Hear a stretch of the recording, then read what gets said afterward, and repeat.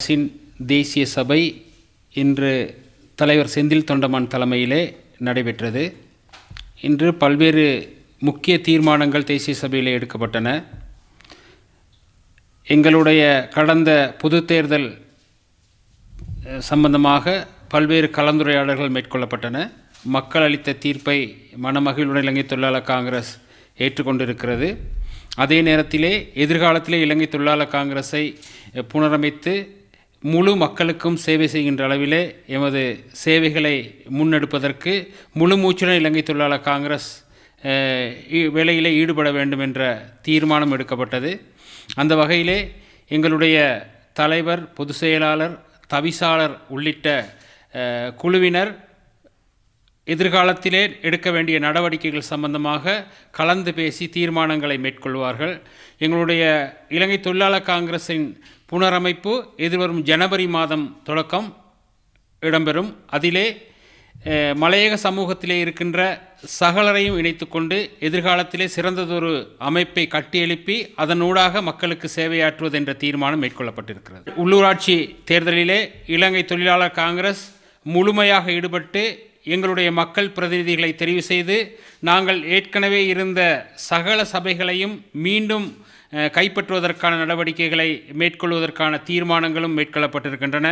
அதே நேரத்திலே இலங்கை தொழிலாளர் காங்கிரஸ் முன்னெடுத்த தோட்ட தொழிலாளர்களுக்கு வீட்டுகளுக்கான உரிமை பத்திரத்தை, உறுதிப்பத்திரத்தை வழங்குகின்ற நடவடிக்கைகளை இன்றைய அரசாங்கம் தொடர்ந்து முன்னெடுப்பதற்கு நாங்கள் அவர்களை பாராட்டுகிறோம். அதே நேரத்திலே கடந்த அரசாங்க காலத்திலே அமைச்சராக இருந்த ஜீவன் தொண்டமான் தலைமையிலே 1161 வீடுகளுக்கான வீட்டு உரிமை பத்திரங்கள் தயாரிக்கப்பட்ட நிலையிலே இன்று 545 வீடுகளுக்கான உரிமை பத்திரங்கள் வழங்கப்பட இருக்கின்றது. அந்த உரிமை பத்திரங்கள் வழங்குவது மட்டுமல்லாமல் ஏற்கனவே அமைச்சிலே நாங்கள் தயாரித்து வைத்திருக்கின்ற ஏனைய உறுதிப்பத்திரங்களையும் வழங்குவதோடு இந்த நடவடிக்கைகளை இதோடு கைவிடாமல் தொடர்ச்சியாக மேற்கொள்ளுமாறும் நாங்கள் இந்த அரசாங்கத்தை வினயமாக கேட்டுக்கொள்கின்றோம்.